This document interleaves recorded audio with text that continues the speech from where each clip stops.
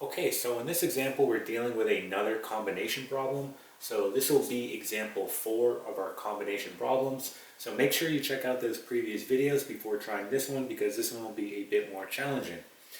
So it says there are 5 sophomores, 3 juniors, and 5 seniors to pick so that a team of 3 sophomores, 2 juniors, and 3 seniors can be formed.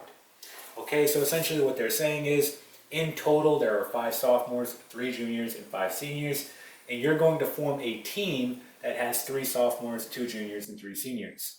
Okay, and it's saying at the end how many different teams can be formed. Okay, so this is going to be a binomial coefficient problem, just like the previous videos we were doing on this, and I already have the equation written out. Okay, so what we need to first figure out is how many different sophomores can be chosen out of the 5. And then we're going to determine how many different juniors can be chosen out of the 3. And then we're going to figure out how many different seniors can be chosen out of the 5. Okay, so let's break this down into parts. Let's first find how many different sophomores we can get, right? So this is our total, 5 sophomores. Okay, that's our N. And this is what we're choosing, right? 3 sophomores, so that's our K. So we're going to write this 5, choose 3. Again, this was talked about in the previous video, so please watch those if you're confused at this point, right? And then we're just going to plug it into our equation. We get equal to, here we're going to get 5 factorial. Okay, K is 3, so 3 factorial. And we can just do this in our head. N minus K, that's 5 minus 3, that will give us 2, so 2 factorial. Okay, so we're simply just going to plug this into our calculator. And when we do this, we're going to get 10. So what this tells us is there are 10 different ways that we can choose 3 sophomores out of the 5. Okay?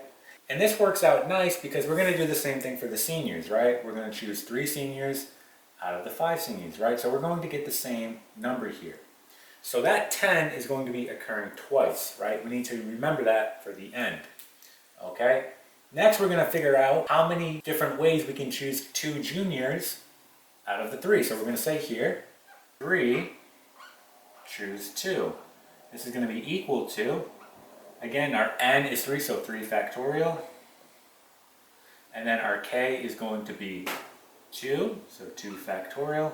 And then again, N minus K, that's 3 minus 2, that will just give us 1, so 1 factorial. Okay. When we plug this into our calculator, we're going to get the following. We get 3. So we're almost done with this problem, right? We need to figure out the total, how many different teams can be formed from this. So right here, this is talking about the sophomores and also the seniors. This is talking about the juniors. So what we're simply going to do is multiply these all together. So again, we're going to have 10. This is for the sophomores. Then we have our juniors, which is 3. And then our seniors is also going to be 10, so times 10. When we do this, right, we're simply going to get 300, and that's going to be our answer. So we get 300 here. This is going to be our final answer. So again, this tells us that there are 300 different teams that can be formed.